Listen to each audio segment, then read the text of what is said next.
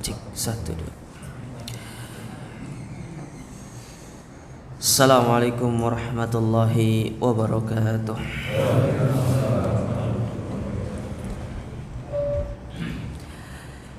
Innal hamdalillah nahmaduhu wa nasta'inuhu wa nastaghfiruh wa na'udzu billahi min syururi anfusina wa min sayyiati a'malina.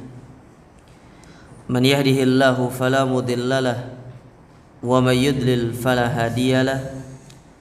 Wa asyhadu an la ilaha illallah wahdahu la syarika lahu wa asyhadu anna Muhammadan abduhu wa rasuluh. Ya ayyuhalladzina amanu taqullaha haqqa tuqatih wa la tamutunna illa wa antum muslimun. Amma ba'du fa inna asdaqal hadithi kitabullah wa khairul huda hudan nabiy sallallahu alaihi wasallam wa syarrul umuri muhdatsatuha fa inna kulla muhdatsatin bid'ah wa kulla bid'atin dhalalah wa kulla dhalalatin finnar. Ma'asyiral muslimin wal muslimat, ikhwati fillah wa akhwati rahimani wa rahimakumullah. Alhamdulillah, kita bersyukur kepada Allah Azza wa Jalla dengan taufik, nikmat, rahmat, karunia serta pertolongan dari Allah Subhanahu wa taala. Kita kembali dipertemukan dan dikumpulkan oleh Allah taala di tempat yang mulia ini, di salah satu rumah di antara rumah-rumahnya, di salah satu taman di antara taman-taman surga yang ada di dunia. Berkumpulnya kita di sini dalam rangka untuk mempersiapkan diri, menyiapkan bekal sebagai bekal perjalanan kita untuk pulang ke kampung akhirat kita, pulang ke kampung halaman kita. Karena kita semua pada hakikatnya sedang berada di dalam satu perjalanan yang mana kita telah berangkat dari satu tempat dan kita akan menuju tempat tujuan kita, yaitu akhirat yang kekal abadi. Dan selama perjalanan itu kita membutuhkan bekal. Seorang ketika ingin bersafar, baik itu dari Surabaya menuju Jakarta misalkan, dia mempersiapkan dirinya dengan bekal terbaiknya. Apa-apa yang dia butuhkan selama perjalanannya menuju kota tujuan tersebut, dia mempersiapkan segalanya, mulai dari kendaraannya, kemudian rute-rute yang harus dia lalui sehingga dia bisa sampai dengan selamat. Maka bagaimana kita yang sedang dalam perjalanan pulang menuju Allah Subhanahu wa taala, maka kita tentu membutuhkan bekal yang terbaik. Dan salah satu bekal tersebut adalah dengan kita terus belajar ilmu agama, kita terus membekali diri kita dengan ilmu syar'i, karena ini termasuk bekal yang sangat indah, yang sangat baik di dalam kita mengarungi kehidupan kita di atas muka bumi ini. Dan tak lupa kami terus mengajak kaum muslimin untuk mendoakan guru kita, ustadz kita yang telah pergi mendahului kita, yang telah menghadap Allah Subhanahu wa taala, Al-Ustadz Muhammad Husnul Yakin. Semoga Allah Subhanahu wa taala mengampuni kesalahan-kesalahan beliau, menjadikan kuburan beliau sebagai salah satu taman di antara taman-taman surga, dan semoga Allah mengangkat derajat beliau, dan semoga kita bisa berkumpul bersama beliau dan juga bersama dengan Rasulullah sallallahu alaihi wasallam di surga Allah Subhanahu wa taala. Para jamaah dirahmati dan dimuliakan oleh Allah, kembali kita akan melanjutkan kajian kita. Masih kita membaca kitab Idahul Mahajjah fi bayani sabilis salaf, penjelasan yang ringkas, yang gamblang, yang menjelaskan tentang manhaj salaf yang ditulis oleh Fadilatul Syekh Faisal bin Qazzar Jasim hafizahullahu taala. Pada pertemuan sebelumnya kita telah mengambil satu bab yang sangat indah, yang sangat penting, yaitu syaraful intisabi ila salaf, kemuliaan di dalam kita menyandarkan diri kita kepada para salaf, kepada manhaj salaf. Itu merupakan penyandaran yang mulia, dan itu merupakan satu penyandaran yang sangat ditekankan. Bahkan Syekhul Islam Ibnu Taimiyah di dalam ungkapan beliau secara tegas mengatakan, la aiba ala man adhara madhhabas salaf wa antasaba ilaih wa atazza ilaih. Tidak ada celaan bagi orang-orang yang menisbatkan dirinya kepada manhaj salaf. Dia menampakkan manhaj salaf di dalam dirinya. Bahkan itu merupakan satu kewajiban, satu hal yang hak. Kalau orang kafir mereka berbangga dengan agama mereka, mereka berbangga dengan kesesatan mereka, dengan penyimpangan mereka. Maka bagaimana kita yang Allah berikan hidayah di atas sunnah, di atas manhaj salaf, maka perlu untuk kita lebih berbangga dengan semua itu. Tunjukkan, perlihatkan kepada manusia, kepada sesama kaum muslimin, bahwasanya manhaj salaf adalah manhaj yang hak. Tepis semua anggapan-anggapan dari masyarakat yang mengatakan bahwasanya manhaj salaf adalah manhaj yang begini-begini.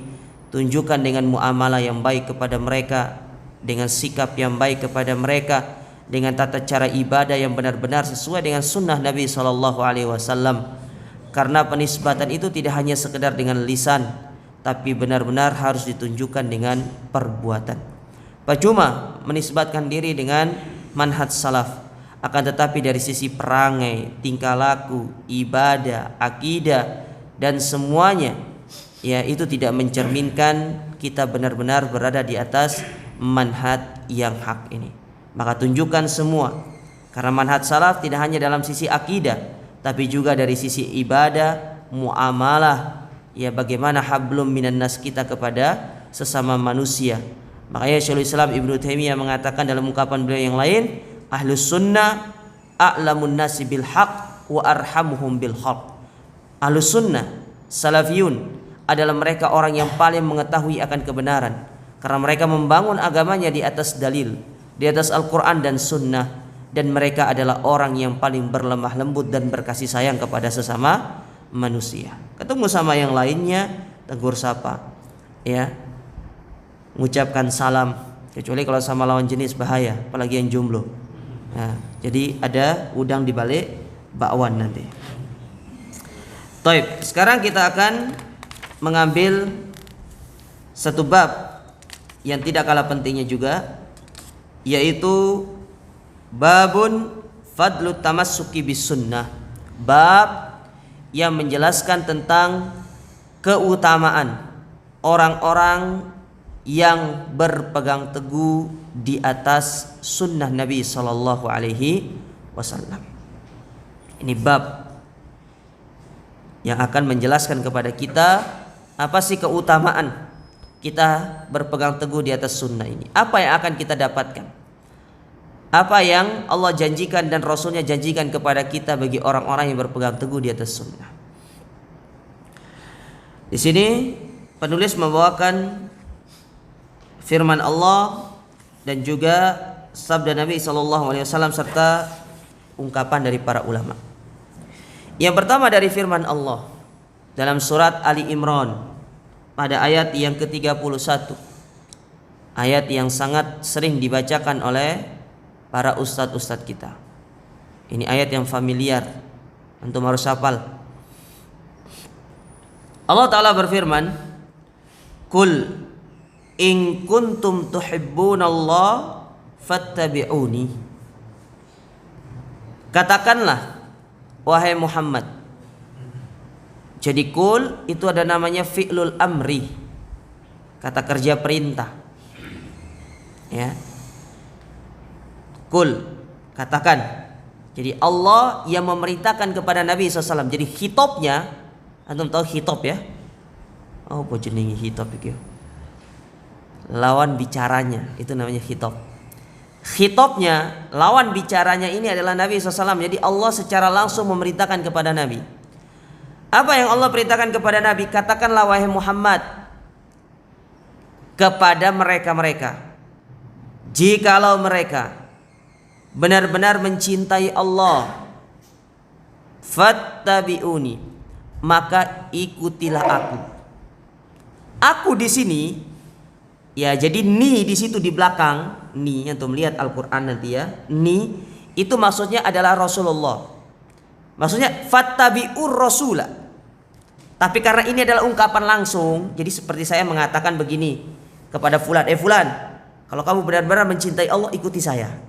Jadi Nabi mengatakan secara langsung demikian kepada para sahabat, ikuti aku. Karena Nabi yang mengatakan sendiri, kalau kalian benar-benar mencintai Allah, maka ikutilah aku. Karena di zaman dulu banyak orang-orang yang mengaku cinta, mengatakan cinta kepada Allah. Ya, saya cinta kepada Allah begini-begini. Ingat jamaah, antum perlu catat. Perkaranya itu laisa sya'nu antuhib, lakinna sya'nu antuhab. Perkaranya bukan engkau mengaku cinta, tapi apakah engkau juga dicintai? Itu masalahnya. Ya, banyak orang mengaku cinta, aku cinta sama fulan, tapi belum tentu fulan cinta sama kita. Itulah yang disebut dengan istilah cinta bertepuk sebelah tangan. Antum cinta sama seorang wanita, tapi wanita belum tentu cinta sama antum. Ya, kayak cerita Majnun Laila. Apa kata Majnun Laila? Ya, kullun yadda'i wuslan bi Laila wa Laila lam tukirru lahu bidha. Semua orang mengaku cinta sama si Laila. Laila itu dulu cantik jemaah. Di zamannya itu wanita yang sangat cantik. Semua orang mengaku cinta sama Laila. Mungkin Laila sekarang ya, apalagi istri antum Laila ya seperti itulah ya. Ya. Laila zaman sekarang mungkin beda. Laila di zaman orang ini itu cantiknya Masya Allah. Bahkan saking tergila-gilanya orang ini sama Laila, dia mengatakan amurru ala diyari Laila wa uqabbilu dzal jidar syagafnal qalbi. Ya, aku melewati dinding-dinding rumah si Laila dan aku mencium dinding-dinding tersebut. Bayangkan, karena cinta sama Laila dindingnya dicium. Nih antum cinta sama istri, apa yang antum cium? Pancinya antum cium mungkin ya. Subhanallah. Ini dindingnya dicium. Ya. La uhibbul jidar, lakin uhibbu man sakana jidaro. Aku tidak cinta sama dinding itu, tapi aku cinta siapa yang ada di balik dinding tersebut, yaitu si Laila. Apa daya ingin mencium Laila, ya, diri pun ini tak bisa menggapainya. Maksud hati memeluk gunung, ya, tapi daya pun tak sampai. Ya. Nah ini pelajarannya. Ini antum cinta sama seorang, ini yang jomblo-jomblo nih ya. Antum kalau mau nikah cari wanita ya tahu diri gitu ya. Saya ingin cari hafidhoh, seorang ustadzah. Lah antum Arba'in Nawawi hadis pertama nggak hafal-hafal. Gimana nih? Ya. Taib. Fattabi'uni, ikutilah aku. Maka ketika kita mengikuti Nabi, apa yang Allah janjikan kepada kita? Yuhibbukumullah wa yaghfir lakum dzunubakum. Maka pasti Allah akan mencintai kalian dan Allah akan mengampuni dosa-dosa kalian. Wallahu ghafurur rahim. Dan Allah itu Maha Pengampun lagi Maha Penyayang. Al-Imam Ibnu Katsir rahimahullahu taala di dalam tafsir beliau memberikan sebuah komentar yang sangat indah terkait ayat ini. Beliau memberikan sebuah komentar yang sangat indah. Apa kata beliau? Kata beliau, hadhil ayatu al-karimatu hakimatun ala kulli man idda'a mahabbatallah wa laysa huwa ala tariqati al-muhammadiyah. Ayat ini, ayat yang mulia ini, surat Ali Imran ayat 31 ini jemaah, sebagai hakimah. Apa sih hakimah itu? Barometer, tolok ukur. Ya, apa mungkin bahasa kering? Indikator ya. Ya, indikator. Apa? bagi orang-orang yang mengaku cinta kepada Allah tapi nggak mau mengikuti Nabi. Karena kalau orang sudah mengaku cinta sama Allah, konsekuensinya harus apa? Ikut Nabi. Percuma bilang cinta sama Allah, aku cinta sama Allah, begini. Tapi praktek amalia ibadah akidahnya justru jauh dari tuntunan Nabi. Bahkan yang lebih parah, menyelisihi Nabi, melakukan perbuatan bid'ah. Nah, ini bahaya. Ya.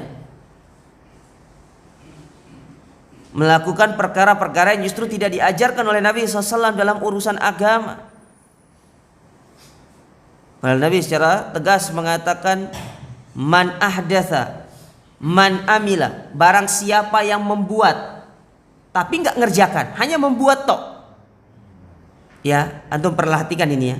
Nabi menyebutkan dua supaya tidak ada lagi nanti pembelaan.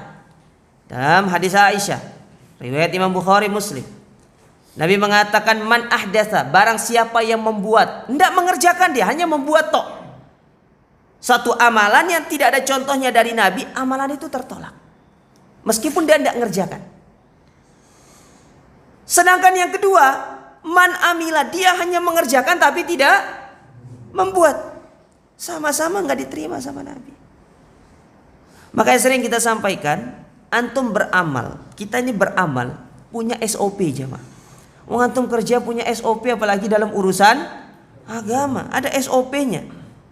Ya, kalau SOP-nya dalam pekerjaan itu standar operasional prosedural. Kalau ini standar operasional ya pengamalan.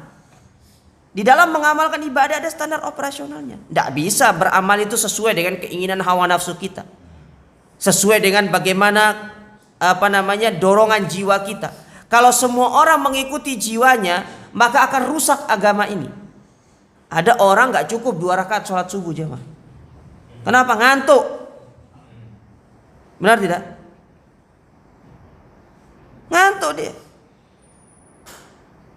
Ada orang nggak kuat sholat isya itu 4 rakaat.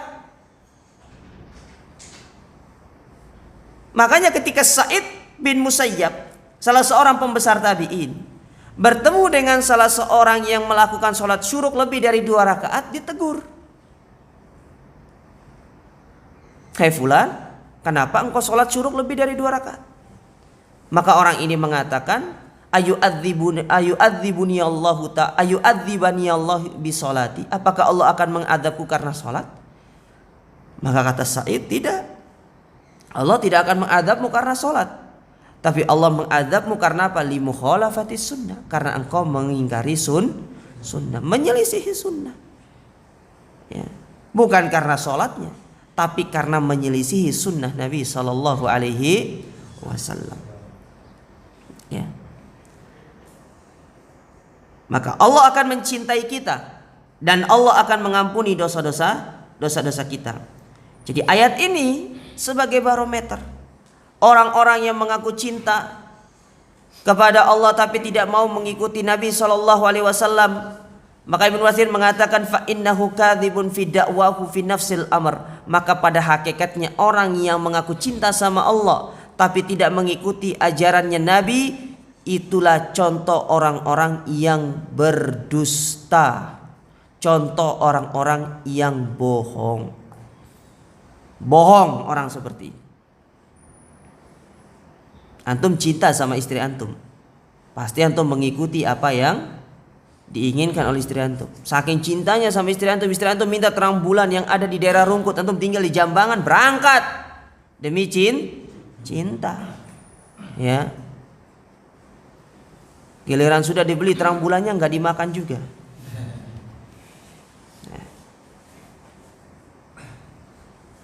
Jadi butuh pembuktian. Tidak hanya sekedar kita mengucapkan cinta, tapi butuh pembuktian. Allah tuh butuh bukti. Nah, salah satu cara-cara untuk membuktikan cinta kita kepada Allah adalah dengan kita mengikuti sunnah Nabi, mengikuti tuntunan beliau, ya, mengikuti apa yang telah disyariatkan oleh Allah Subhanahu wa Ta'ala, melalui lisan Rasulnya alaihi salatu wassalam. Ya. Maka ayat ini adalah ayat yang sangat mulia, ayat yang sangat penting untuk kita perhatikan. Baik, antum perhatikan ayat ini jamaah sekalian. Ayat ini menyebutkan kepada kita dua keutamaan dari sekian banyak keutamaan yang Allah berikan kepada kita dari kita mengikuti sunnah Nabi. Yang pertama adalah Allah mencintai kita. Jadi kalau kita ingin dicintai oleh Allah, maka caranya adalah mengikuti sunnah, berpegang teguh di atas sunnah sampai kita meninggal dunia. Karena kalau Allah sudah cinta sama kita, itu keutamaannya luar biasa jemaah.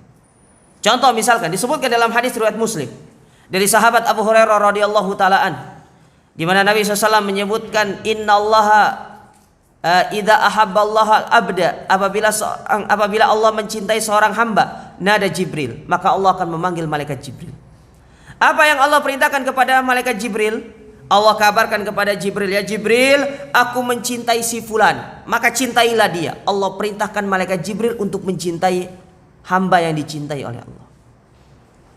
Tidak cukup Jibril yang mencintai hamba tersebut, tapi Jibril memanggil seluruh penduduk langit, yaitu para malaikat. Malaikat Jibril memerintahkan seluruh penduduk langit untuk mencintai hamba yang dicintai oleh Allah Ta'ala tadi. Tidak cukup di langit, Jibril turun ke dunia. Allah jadikan orang-orang yang ada di sekitarnya, manusia yang ada di sekitarnya, mencintai dia dan menerima dia dengan hati yang terbuka. Subhanallah ya jemaah. Allah cinta sama kita, malaikat Jibril cinta sama kita, malaikat-malaikat yang ada di langit cinta sama kita, manusia yang ada di sekitar kita cinta sama kita kalau kita sudah dicintai oleh Allah Subhanahu wa taala. Nah, cara untuk mendapatkan itu adalah dengan mengikuti sunnah.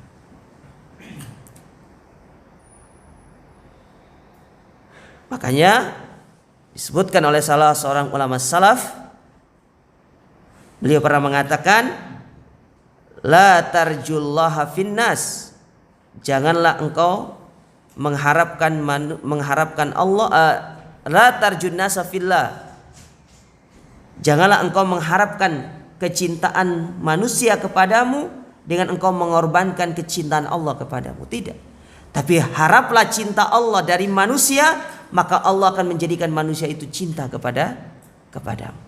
Kita ingin dicintai sama manusia jemaah.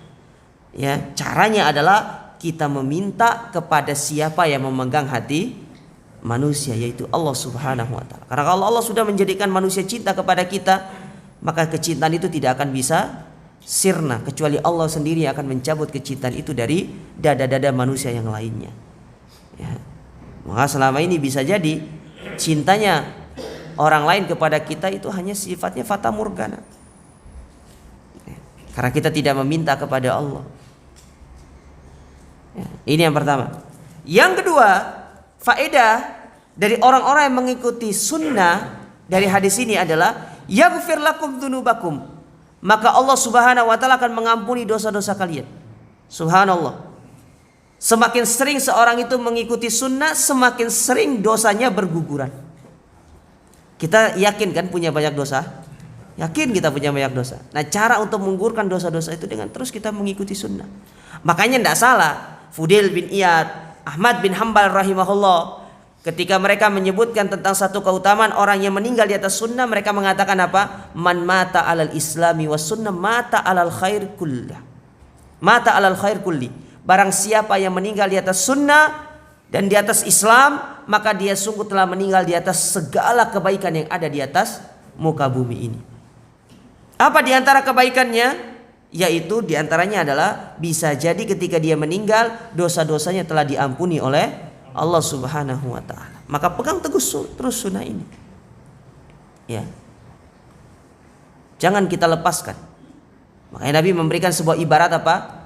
Addu 'alaiha bin nawajiz. Gigitlah sunnah itu dengan gigi geraham kalian. Kenapa diambil gigi geraham? Karena gigi geraham itu adalah gigi yang paling kuat di antara barisan para gigi manusia. Ya. Antum kalau sobek daging bukan pakai depan, pakai gigi geraham. Nah, antum pakai gigi depan, copot gigi palsu antum nanti. Taib. Ayat yang kedua dalam surat Toha, Pada ayat yang ke-82 Allah Subhanahu wa taala berfirman, "Wa inni laghaffarun liman taba wa amana wa amila salihan tsumma ihtada." Dan sesungguhnya aku, kata Allah, mengampuni, akan senantiasa mengampuni. Ghafar dalam bahasa Arab itu disebut dengan sigo mubalaghah. Apa itu sigo mubalaghah? Antum lihat di ayat yang pertama tadi, di antara nama Allah Ghafur, ada nama Allah namanya Ghafar. Nah, Ghafar itu artinya sigo mubalaghah. Apanya? Apa artinya sigo mubalaghah? Yaitu Allah itu memiliki sifat yang akan terus memberikan ampunan kepada manusia. Jadi Allah itu tidak pernah capek memberikan ampunan kepada kita. Nah, kayak kita, ya, aku sudah berikan kau kesempatan yang kedua. Ya Pak. Tidak ada lagi maaf bagimu, subhanallah. Ya. Ping loro iki. Itu kan. Enggak ada maaf lagi bagimu. Manusia ada batasannya. Ya. Tapi Allah enggak ada. Maka disebutkan oleh Nabi SAW, ketika seorang hamba berbuat dosa, dia bertobat, meminta ampun, Allah ampuni. Dosa lagi, tobat lagi, minta ampun lagi, Allah ampuni. Terus Allah ampuni kita. Nah, kayak manusia melakukan kesalahan, oke, toleransi. Sekali lagi kamu melakukannya, tidak ada maaf bagimu. Itu manusia seperti itu kan. Iya. Sudah sangat kecewa saya gitu. Allah enggak. Makanya Allah mensifati dirinya dengan apa? Ghafar, selalu memberikan maaf, selalu memberikan ampun. Untuk siapa ampunan itu? Liman taba, bagi orang-orang yang mau bertobat. Yang bertobat dari perbuatan dosa. Dosa apapun. Baik itu dosa syirik ataupun dosa selain syirik. Kalau dosa syirik saja diampuni, apalagi dosa yang di bawah syirik. Ya. Tapi bukan syiriknya orang Jakarta ya. Syiriknya orang Jakarta itu artinya iri. Lo syirik aja sama gue gitu kan ya. Bukan itu maksudnya. Syirik di sini adalah syirik dalam masalah perkara ibadah. Ya. Yang dulu masih suka pakai jimat-jimat itu, tinggalkan tuh. Buang-buang semua. Ya. Yang usahanya dulu pakai penglaris itu tinggalkan. Ya. Tinggalkan. Tidak ada berkahnya. Tidak ada keberkahan di dalam hidup kita jemaah. Justru perbuatan syirik yang kita lakukan itu hanya mewariskan rasa takut yang ada dalam diri. Bukan menjadikan kita semakin kuat. Takut. Mana contoh ketakutan yang Allah hinakan bagi orang-orang yang berbuat syirik? Ketika dia tidak bersama itu, dia akan merasa takut kalau dia tidak keluar bersama dengan apa yang diyakini tersebut. Dia punya jimat yang akan menjaga dia. Coba dia pergi keluar tidak bawa jimatnya, balik dia. Nggak jadi berangkat dia, balik dia. Ya, coba orang-orang yang suka syirik itu ketemu sama kucing, ditabrak kucingnya, saya balik. Oh sial lagi. Ya, sudah nabrak kucing kita hari ini. Ya, gitu dia coba. Maka itu salah satu kehinaan yang Allah berikan kepada pelaku syirik. Allah jadikan dia senantiasa berada di dalam rasa takut. Bahkan takutnya itu ya, takut yang sangat luar biasa. Takutnya mah. Berbeda dengan orang yang bertauhid. Orang-orang yang bertauhid, Allah berikan rasa aman, rasa tenang, keamanan, kenyamanan, ketentraman hidup. Ya. Maka bertobat kita dari perbuatan syirik. Wa amana, dan beriman, yaitu yang bertauhid kepada Allah. Wa amila salihan, dan beramal soleh. Jadi buah dari keimanan itu diwujudkan dalam bentuk amal soleh. Ya, karena sebagaimana pengertian iman itu adalah at-tasdiqu bil janan, wal qaulu bil lisan, wal amalu bil arkan. Yazidu bi ta'atir rahman wa yanqusu bi ta'atis syaitan. Iman itu adalah membenarkan dengan hati, diucapkan dengan lisan, dan diwujudkan dalam perbuatan anggota badan. Ya, bertambah dengan ketaatan kepada Allah dan berkurang karena kita bermaksiat kepada Allah Ta'ala. Itulah iman. Makanya iman seseorang itu tidak bisa stagna, pasti naik, pasti turun. Ana yakin kita yang ada di sekarang di majelis ilmu tuh imannya sedang naik. Tapi coba kalau sudah pulang, oh turun. Makanya Hanzalah, antum pernah dengar Hanzalah?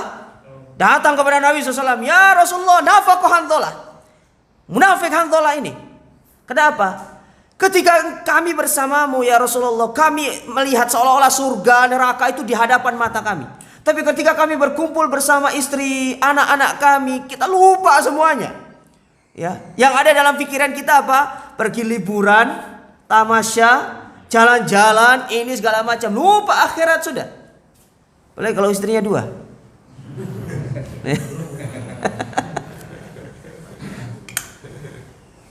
Lupa semua. Tapi kalau sudah duduk di majelis ilmu, oh luar biasa. Seolah-olah dunia ini nggak pernah dia kejar. Tapi sudah pulang, sudah. Ya. Baru keluar nanti, ayo makan kikil di mana kita ini? Ya. Sudah ingat ya? Makanya Nabi SAW mengatakan, ya begitulah. Sa'a. Ya. Nah, iman itu bisa bertambah, bisa berkurang. Tsumma kemudian kata Allah Ta'ala, kemudian yang ihtada. Apa sih ihtada itu? Kata Sa'id bin Jubair.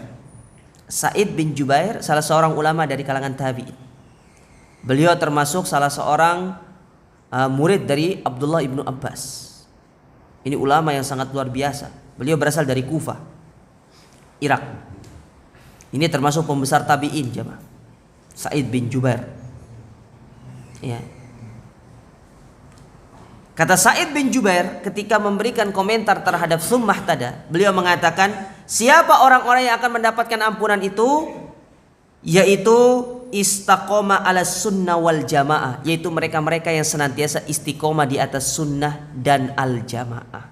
Itulah yang dimaksud dengan ihtada di antara tafsiran dalam ayat ini. Seperti apa yang disampaikan oleh Sa'id bin Jubair. Antum pernah dengar Sa'id bin Jubair? Tidak pernah. Ya, Sa'id bin Jubair ini ulama yang luar biasa. Di antara perkataan yang sangat masyhur dari Sa'id bin Jubair, beliau mengatakan at-tawakkul 'alallah jima'ul iman. Tawakal kepada Allah itu merupakan keimanan yang sempurna. Banyak orang ini yang tidak tawakal sama Allah, hanya lisan yang bertawakal. Padahal tawakal itu adalah amalan apa? Hati, bukan amalan lisan. Amalan hati. Sejauh mana hati ini menerima segala apa yang menjadi ketetapan Allah, itulah tawakal. Taib. Itu dari dalil Al-Quran. Sekarang dari hadis Nabi SAW. Di antara keutamaan dari kita berpegang teguh terhadap sunnah, dari hadis yang dikeluarkan oleh Al-Hakim dan At-Tirmidzi, dan hadis ini dihasankan oleh Syekh Al-Albani rahimahullah di dalam kitab Sahihul Jami' dari Abdullah bin Mas'ud radhiyallahu taala anin Nabi sallallahu alaihi wasallam, bahwasanya Nabi SAW pernah bersabda, al-mutamassiku bis sunnati indah ikhtilafi ummati kal qabid alal jamar.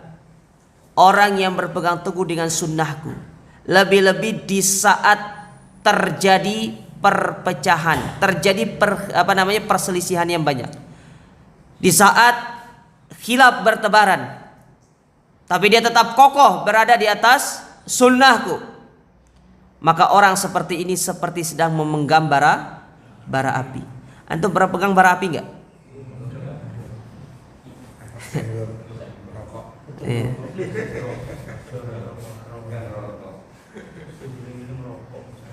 Jadi kalau antum pegang bara api, ya luar biasa, antum lebih hebat daripada limbat mungkin ya.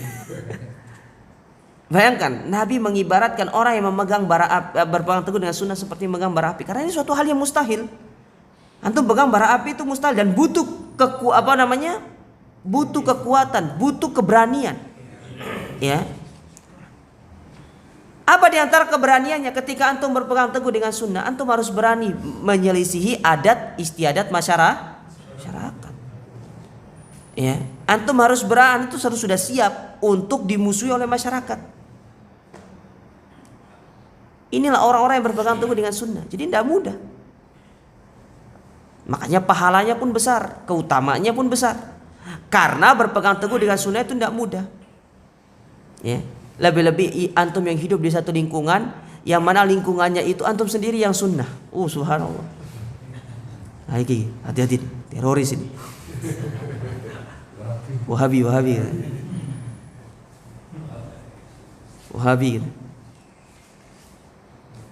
Ya. Hati-hati, ada Wahabi gitu. Subhanallah jemaah.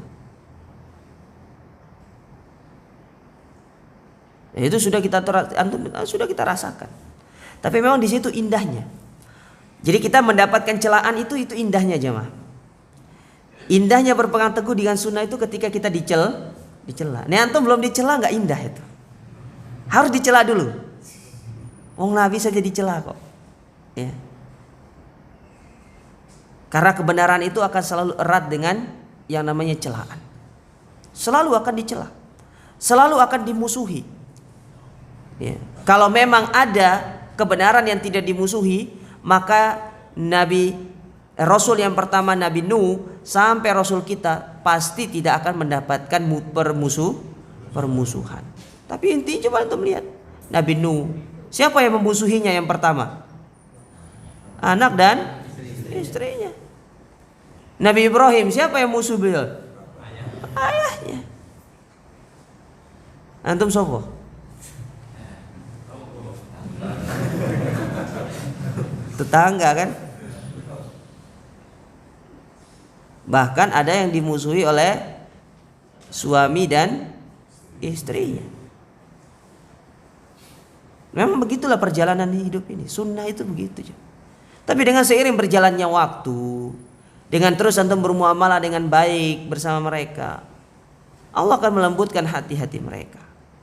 Makanya orang itu ya menilai satu ajaran itu bukan dilihat dengan dia membaca, tapi dengan kasat mata yang pertama.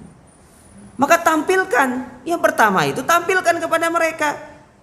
Jangan sebelum ngaji itu antum adalah orang yang ramah menyapa orang, setelah ngaji apa? Halo, neraka ini orang-orang neraka, tidak perlu disapa, ya tidak boleh seperti itu. Salah. Karena ada orang yang seperti itu, mengeksklusifkan diri. Tidak boleh.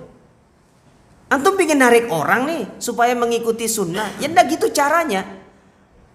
Tidak begitu caranya. Oleh karena disebutkan oleh Syekhul Islam Ibnu Taimiyah rahimahullah, beliau pernah mengatakan dalam sebuah ungkapan beliau yang sangat indah. Beliau mengatakan, liyakuna amruka bil ma'ruf ma'ruf. Hendaklah dalam engkau memerintahkan manusia kepada kebaikan dengan cara yang baik pula. Ya. Wa nahyuka 'anil munkar laisa munkara. Dan engkau melerai kemungkaran itu jangan dengan cara yang mungkar pula, tapi dengan cara yang baik. Kita punya kaidah dalam semua itu. Ya. Antum mau mendakwakan orang jangan eksklusif jamaah. Gimana orang mau mengetahui tentang kebaikan dari sunnah ini? Sementara antum sendiri eksklusif sama orang. Gimana orang mau mempelajari tentang sunnah ini? Sementara antum memberikan batasan terhadap diri antum. Benar kita memberikan batasan, tapi batasannya itu kalau perkara tersebut melanggar syariat. Nah itu tidak melanggar syariat, apalagi itu adalah perkara yang justru itu dapat menarik mereka. Ya, bermuamalah dengan mereka dalam koridor-koridor yang telah ditetapkan oleh syariat. Hadza ma fi syai', ini tidak ada masalah. Jangan nanti antum seorang pedagang misalkan yang datang belanja, oh ini ahlul bidah, saya tidak terima. Jadi tokohnya khusus untuk toko orang-orang berapa sih orang-orang ngaji itu? Ya.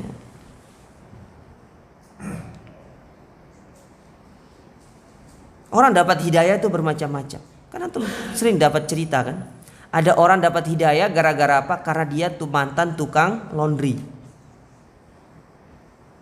Mantan laundry seragam sepak bola. Kok bisa? Dia itu melihat ada seorang pemain muslim yang ketika diperhatikan bau bajunya itu tidak sama dengan orang-orang kafir, terutama di bagian celananya. Yang ini kok baunya bau pesing banget, yang ini kok enggak. Keesokan lagi diperhatikan lagi, oh iya tetap sama. Akhirnya orang ini bertanya, kok pakaianmu beda sama yang lainnya? Terutama celana, kok yang lainnya pesingnya bau banget baunya, kok ini enggak? Kata dia, agama kami mengajarkan kalau habis buang hajat itu disuruh untuk Oh, dari situ masuk Islam dia. Hanya lantaran apa? Kaos atau seragam sepak bola. Yang lebih lucu lagi, seorang guide pergi jadi guide untuk tamunya dari Timur Tengah.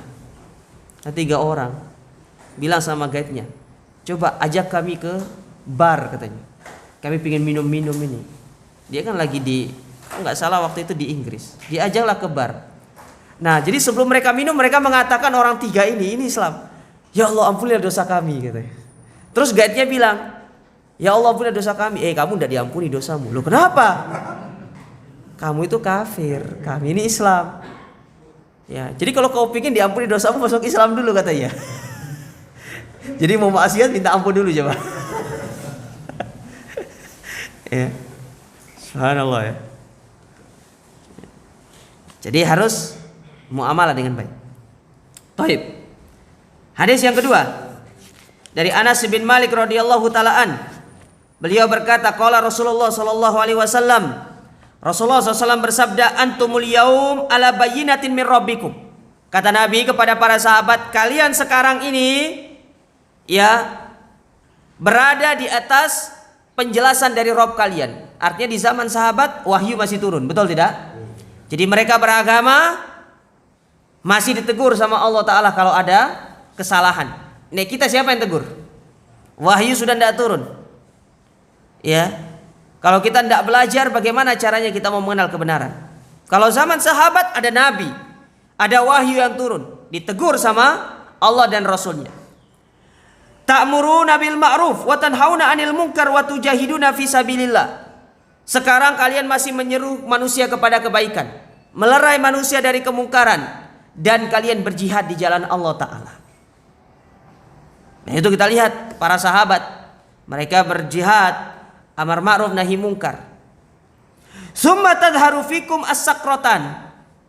Namun perlu diperhatikan, akan timbul di tengah umat ini as-sakrotan, sakarot. Sakarot itu apa istilahnya ya? Kayak mabok gitu loh. Mabok.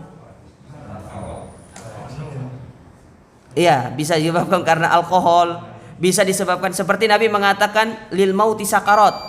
Bagi kematian itu ada sakaratnya. Jadi sakarat itu, sakaratul maut itu kondisi mabuk, orang nggak sadar, itu namanya sakarat. Kalau mau mati itu kan ada kondisi seorang itu tidak sadar. Siapa yang sering mentalkin di sini? Ya? Atau ada yang pernah ditalkin?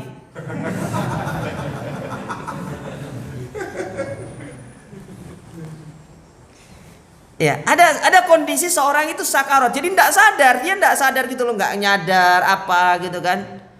Maka kadang-kadang ada orang yang mau meninggal, dia ngomongnya ngelantur. Itu berarti orang itu dalam kondisi apa? Sakarat. Ya. Dalam kondisi sakarat. Makanya ketika orang yang dalam kondisi sakarat, tidak boleh banyak-banyak di dalam ruangan itu, cukup 1 orang. Dan ini kesalahan kita. Kesalahan kaum muslimin ketika menghadapi orang yang sedang sekarat, sakaratul maut itu, banyak orang di dalam ruangan, itu tidak boleh. Hanya 1 orang saja cukup. Cukup untuk mentalkinkan dia supaya dia mendapatkan akhiru kalamihi la ilaha illallah, supaya ucapan terakhirnya adalah ucapan la ilaha. Karena kalau ada orang banyak, apalagi yang ngobrolnya masalah hutang, hutang ini, akhirnya apa? Ucapan terakhirnya hutang, gitu kan ya. Ini yang ditakutkan itu seperti itu. Ya, ditakutkannya seperti itu, dan ini kebanyakan yang terjadi. Ada keluarga yang sekarat semua kumpul, ini salah. Nggak kumpul di situ. Tunggu saja di luar. Biarkan satu orang yang mentalkin dia. Kalau memang misalkan Allah mentakdirkan hari itu dia meninggal dunia, biarkan dia meninggal di atas kalimat la ilaha illallah. Sudah, kita sebagai keluarga kita serahkan semua kepada Allah Ta'ala dan orang yang akan membantu dia untuk mentalkin. Jangan kumpul nanti. Ya. Akhir ucapannya hutang, ya, hartaku mungkin, ya, proyek mungkin, ya. Ya. Nah, ini bahaya seperti ini. Nah, ini kesalahan, termasuk kesalahan yang dibawakan oleh Syekh Mansur Hasan Salman kalau tidak salah di dalam kitab beliau Ahkamul Janaiz. Kesalahan manusia di dalam mendampingi orang-orang yang sedang sakarat. Taib. Kata Nabi SAW, akan ada 2 sakarat. Maksudnya 2 kemabukan. Mabuk yang pertama sakaratul jahal. Seorang mabuk karena kejahilannya. Karena saking jahilnya orang tersebut mabuk, ngomongnya ngelantur. Ya. Saking mabuknya berbicara dalam urusan agama yang bukan pada bidangnya. Tidak punya ilmu bicara. Nah, ini contoh orang-orang mabuk seperti ini. Kalau antum dengar ada orang yang ngomong dalam urusan agama padahal dia tidak pernah belajar, nggak pernah duduk majelis ilmu, nggak pernah apa. Nah, ini contoh orang mabuk. Antum air siram dia. Sedang mabuk? Iya toh. Yang kedua kata Nabi SAW, wasakaratul hubbil aish, yaitu mereka-mereka yang mabuk karena cinta terhadap kehidupan dunia. Antum lihat orang mabuk, lupa diri tidak? Lupa diri. Orang kalau sudah cinta sama dia, dia lupa dirinya. Kalau dia akan mati. Dia akan tinggalkan harta itu, dia akan tinggalkan dunia. Makanya supaya dia ingat, supaya dia terus on the track, berada di atas jalannya, ingatkan dia. Siram dia dengan nasihat. Supaya dia sadar, kehidupan dia di atas muka bumi ini bukan untuk mengumpulkan harta, tapi mengumpulkan bekal untuk menuju kampung akhiratnya. Ingatkan. Maka Nabi mengatakan ad-dinu an-nasihat, agama itu nasihat. Sampaikan nasihat kepada saudara kita. Kita hanya sekedar menyampaikan dengan cara yang baik. Orang mau menerima nasihat itu urusan dia dengan siapa? Dengan Allah Ta'ala. Kita hanya menyampaikan, tapi dengan cara yang baik. Jangan menyampaikan nasihat itu terkesan supaya apa? Dia merasa menjadi malu, dia ini segala macam. Tidak, lillahi ta'ala. Makanya kata para ulama, ma kharaja min qalbin waqa 'alal qalbi. Apa yang keluar dari hati itu akan pasti menancap di dalam hati manusia. Tapi apa yang keluar dari hawa nafsu tidak akan diterima oleh manusia meskipun antum seguna memberikan nasihat sama orang. Tapi kalau tujuannya ingin menjadikan orang itu malu, terlihat diri antum sebagai orang yang suka memberikan nasihat, keren, tidak akan sampai nasihat itu sama orang. Tapi kalau dari hati, ikhlas lillahi ta'ala, benar-benar kan antum cinta sama dia, supaya dia benar-benar berada di atas kebaikan, supaya kehidupan dia benar-benar itu diisi dengan kebaikan semuanya. Ya, Allah insya Allah akan menyampaikan nasihat itu ke dalam hati orang-orang yang mendengarkan. Tinggal bagaimana menata hati. Makanya perkara ikhlas itu bukan perkara yang mudah dalam memberikan nasihat. Tidak mudah jamaah. Sulit. Tapi tidak ada yang sulit bagi Allah Subhanahu wa taala kalau kita benar-benar mau mengharapkan pertolongan dari Allah Ta'ala. Ya. Lalu apa kata Nabi SAW? Wasatahawwaluna an dzalik. Dan akan kebalik kondisi itu. Kalau dulu di zaman sahabat ta'muruna bil ma'ruf, amar ma'ruf nahi munkar, berjihad di jalan Allah. Kalau sekarang fala ta'muruna bil ma'ruf wala tanhauna 'anil munkar. Akan sedikit sekali orang-orang yang menyeru kepada kebaikan dan mencegah dari kemungkaran. Apa katanya? Urip dewe-dewe katanya. Enggak oleh seperti ini. Ya.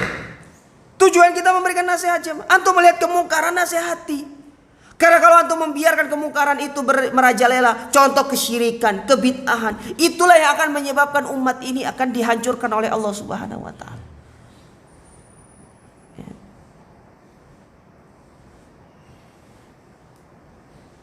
Makanya mulai amar ma'ruf nahi munkar itu dari elemen yang terkecil, dari skala mikro. Siapa itu? Keluarga. Allah sendiri mengatakan ya ayyuhalladzina amanu qu anfusakum wa ahlikum nar. Wahai orang-orang beriman, jagalah diri kalian dan keluarga kalian dari api neraka. Allah memerintahkan kita untuk menjaga diri kita dan keluarga kita dari api neraka. Tidak hanya menjaga keluarga itu dari kelaparan, tidak hanya menjaga keluarga itu dari kesengsaraan duniawi. Ya, bukan itu, tapi jaga diri keluarga ini dari api neraka, dari kesyirikan, dari kebid'ahan, dari kemungkaran. Itu yang dijaga. Supaya kelak nanti di akhirat kita tidak dihujat oleh istri dan anak-anak kita. Tidak disidang, kita tidak digugat oleh istri dan anak-anak kita.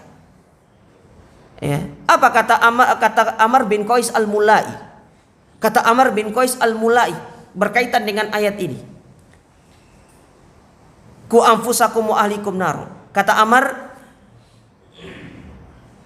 innal mar'ata la tukhasimu zawjaha yaumal qiyamati indallahi ta'ala. Indallahi ta'ala yaumal qiyam. Sesungguhnya seorang wanita, seorang istri akan menggugat suaminya di hadapan Allah di hari kiamat. Istri akan menggugat suaminya di hadapan Allah di hari kiamat. Apa kata istri kepada Allah Ta'ala? Ya Allah, hadza zauji, ini suamiku, la yu'allimuni wa la yu'addibuni. Tidak pernah ngajarin aku ilmu, tidak pernah ngajarin aku adab, tidak pernah mengingatkan aku untuk sholat, tidak pernah mengingatkan aku ini syirik, ini bid'ah, ini apa segala macam. Tidak pernah mengingatkan aku, tidak pernah ngajarkan aku totok romo. Wa yatini bihubzis suq. Tapi dia hanya datang kepadaku untuk membawa apa? Roti dari pasar, hanya memberikan aku urusan duniawi, hanya memperhatikan aku dari urusan perut, dari urusan duniawi saja, tapi lupa akan akhiratnya. Jadi mulai dari elemen yang terkecil, amal ma'ruf nahi mungkar. Kalau keluarga sudah karib kerabat, setelah itu baru kita menyebar meluas. Kalau semua kepala rumah tangga, semua orang itu sadar akan amar ma'ruf nahi mungkar dari diri mereka masing-masing, dari keluarga mereka masing-masing, itulah yang akan menjadi sebab cikal bakar terciptanya masyarakat yang madani. Itulah yang akan menyebabkan terciptanya yang namanya masyarakat yang berada di atas segala kebaikan. Kan Allah sendiri yang mengatakan, innallaha la yughayyiru biqaumin hatta yughayyiru ma bi anfusihim. Allah tidak akan merubah satu kaum sampai kaum tersebut merubah kondisi diri mereka sendiri, atau mau merubah kondisi agama Islam ini. Bukan dari atas, tapi dari bawah. Dari diri kita sendiri dulu. Keluarga kita, ibadah kita. Itu yang pertama kali yang harus kita benahi. Ya. Maka nasihat dari para ulama kita, man bana baitan min saqfihi saqata ala ra'si. Orang yang bangun rumah dari atap, pasti atap itu akan menimpa dirinya. Antum mau bangun rumah pasti dari pondasi. Antum mau bangun rumah berapa lantai, mau bangun bangunan berapa lantai, pasti antum pikirkan pondasinya berapa, masuk ke dalam tanah itu berapa senti. Masa antum mau bangun rumah 5 lantai tapi pondasinya masuk cuma 10 senti. Nggak usah datang angin, antum tiup itu langsung hancur dia. Kita mau menciptakan masyarakat yang seperti zaman Umar, tapi duduk di majelis ilmu, belajar agama. Bahkan kita lebih malu kalau anak-anak kita, diri kita tidak bisa bahasa Inggris daripada tidak bisa bahasa Arab. Kita lebih malu kalau anak kita itu tidak ikut les ini segala macam, tapi ngaji tidak bisa. Subhanallah. Kita lebih malu kalau tidak menggelontorkan uang untuk membiayai anak kita ikut les ini segala macam, tapi giliran anaknya ingin ikut kegiatan yang berkaitan dengan agama, kita justru berat dalam masalah seperti itu. Subhanallah.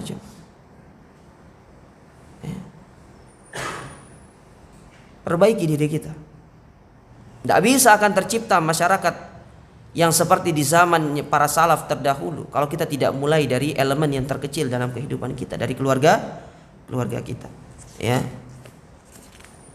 Meninggalkan amar ma'ruf nahi mungkar, kata Nabi, wala tujahiduna fi sabilillah. Tidak akan ada lagi orang-orang yang berjihad. Sedikit orang-orang yang berjihad. Di antara jihad yang dimaksud adalah jihad menuntut ilmu. Untuk melihat yang belajar di majelis ilmu. Ada undangan tablik akbar, ada undangan konser. Mana yang paling banyak? Padahal konser itu bayar loh konser itu. Satu tiketnya berapa? Taruh ada 500.000. Antum duduk di majelis ilmu di Nurul Huda, bayar atau tidak? Antum keluar dikasih makanan malah. Betul tidak? Iya. Subhanallah coba. Sudah duduknya gratis, dingin bawa AC, ya, keluar dapat makanan, dapat ilmu. Antum pergi nonton konser, bayar tiket, wala dapat air minum, desak-desakan, ya.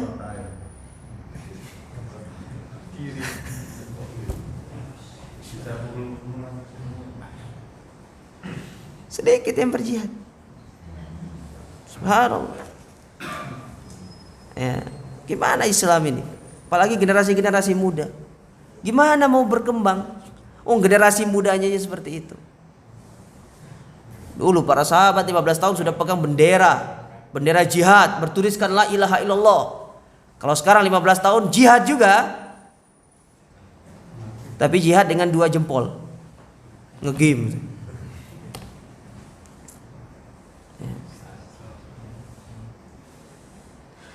Baik, kita lanjutkan sedikit.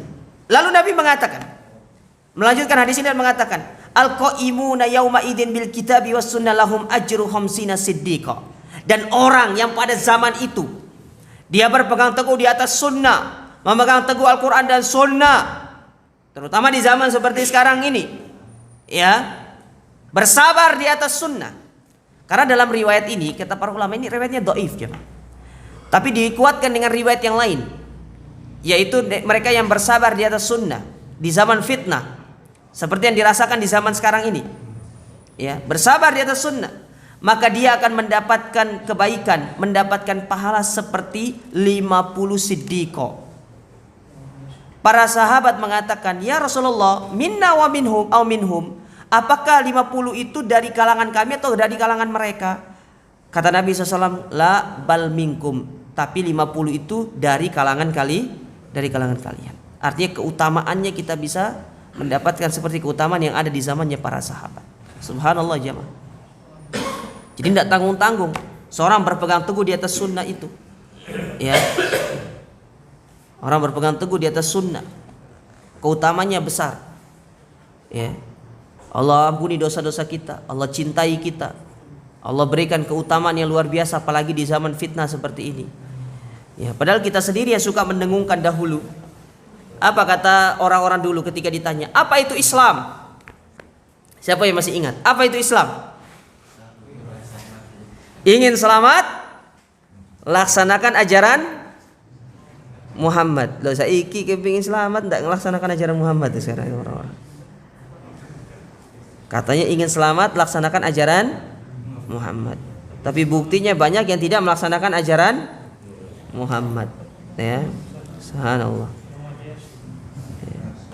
Tapi para jamaah dirahmati dan dimuliakan oleh Allah, bab ini masih panjang. Insyaallah nanti kita akan lanjutkan pada pertemuan berikutnya. Wallahu taala alam. Saya kasih kesempatan ingin bertanya satu orang, silakan. Siapa yang ingin bertanya? Satu orang. Ya, silakan Pak. Salat awabin ini beda. Salat ya. awabin itu apa? Hah? Salat awabin itu ada. Salat awabin itu adalah orang-orang yang suka bertaubat. Salat duha maksudnya. Itu namanya salat awabin, salat duha. Jadi salat duha diantara nama lainnya adalah salat awabin. Artinya orang-orang yang suka bertaubat. Kapan waktu terbaik salat duha?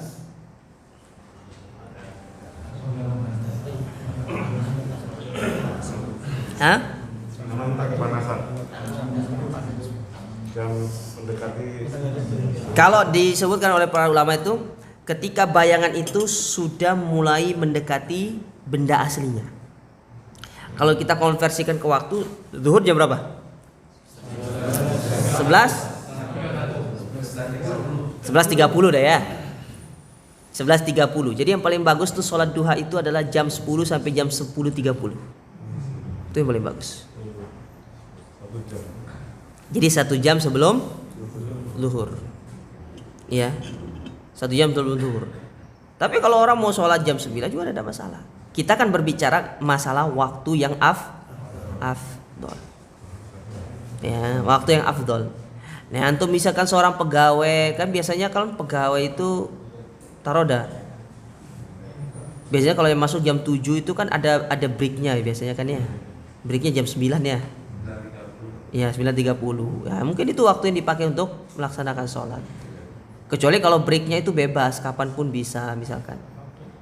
Tapi kalau breaknya itu misalkan telah ditetapkan oleh satu instansi jam segini, tidak boleh dari luar dari itu, maka sholat pada waktu break saja, tidak ada masalah. Ya, makanya saya kasih tips, antum yang seorang pegawai, ya ASN lah, kalau mau pergi ke kantor, usahakan wudhu terlebih dahulu sebelum pakai sepatu. Nanti kalau sudah pakai sepatu, kalau misalkan batal, tinggal wudhu, nanti sepatunya nggak usah dilepas, tinggal wudhu, ya masul khufain, ya biar antum tidak usah basah-basahan kakinya. Ini sunnah yang sering ditinggalkan sekarang itu, jemaah. Sunnah seperti ini. Ya, sunnah yang sudah jarang ditinggalkan. Apalagi sunnah yang tidak bisa dikerjakan, hampir tidak bisa dikerjakan sekarang. Sunnah dengan menggunakan sholat dengan menggunakan sandal atau sepatu. Antum masuk sini pakai sandal diusir sama takmir, jemaah. Ustadz, saya mau praktekkan di rumah. Boleh, tidak masalah, silakan. Tidak ada masalah. Tapi beli sandal yang ini swallow itu loh ya. Beli itu nggak apa-apa. Antum praktekkan jemaah. Ya, praktekkan. Itu adalah itu adalah sunnah yang sering ditinggalkan sekarang. Karena di zaman dulu kan tanahnya itu bukan pakai keramik seperti ini. Bukan pakai, apalagi sekarang bukan keramik, pakai granit sekarang kan. Granit, bahkan apa yang lebih tinggi itu? Marmer. Pakai marmer rumah masjid-masjid sekarang ini luar biasa. Nah, zaman dulu bukan marmer, jemaah. Tanah, makanya ketika ada seorang badui yang kencing itu kan tinggal ambil air disiram. Kalau sekarang ada badui yang kencing bukan air yang diambil, parang yang diambil itu.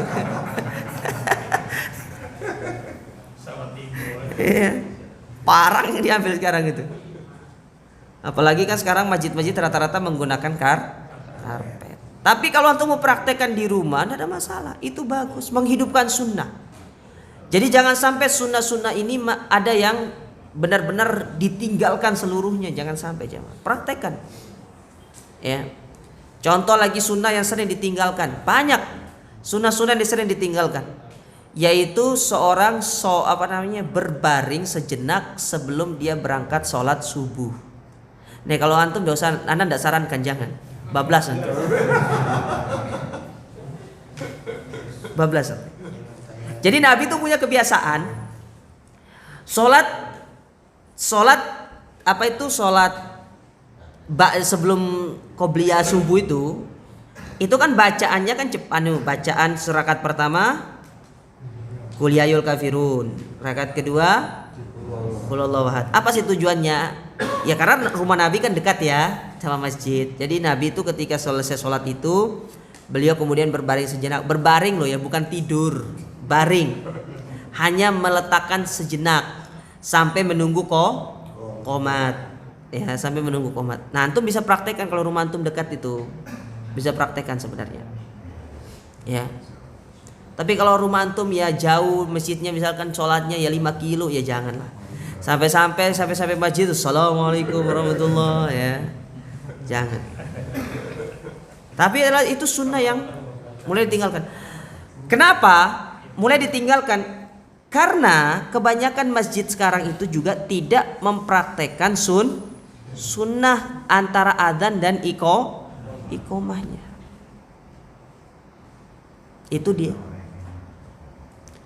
Baru adzan langsung qomat. Ya, baru adzan langsung qomat. Ini yang salah. Ya, ini yang keliru. Makanya seorang takmir masjid itu kalau bisa saya wasiatkan kepada takmir Masjid Nurul Huda untuk mengadakan pelatihan khusus takmir. Jadi pelopor. Karena sekarang banyak takmir itu yang hanya sekedar saya takmir masjid tapi tidak ngerti fikih adzan, fikih iqomah, tidak ngerti. Fikih masjid tidak tahu. Jangan salah loh, masjid itu punya fikihnya tersendiri, adzan punya fikihnya, qomat itu punya fikihnya tersendiri. Ya, seorang takmir masjid harus paham masalah itu. terutama yang berkaitan dengan waktu masuknya masuk waktu sholat. Itulah perkara yang tidak boleh seorang itu jahil dalam masalah itu. Ya. Nah, ini yang perlu dipahami. Sama seperti seorang imam sholat, dia harus tahu fikihnya. Jangan sholat maghrib itu nanti bacanya apa? Bacanya surat Al-Baqarah sampai selesai, kabur jamaah. Ya, kabur jamaah. Ya, harus ngerti. Tapi para jamaah sekalian, ya, ini yang bisa saya sampaikan pada kesempatan yang berbahagia ini. Ya, jazakumullahu khairan atas perhatian antum semuanya. Wa barakallahu fikum. Kita akhiri dengan doa kafaratul majelis. Subhanakallahumma rabbana bihamdika asyhadu an la ilaha illa anta astaghfiruka wa atubu ilaik. Wa sallallahu ala nabiyina Muhammad wa alihi wasallam wa akhiru da'wana alhamdulillahi rabbil alamin. Wassalamualaikum warahmatullahi wabarakatuh.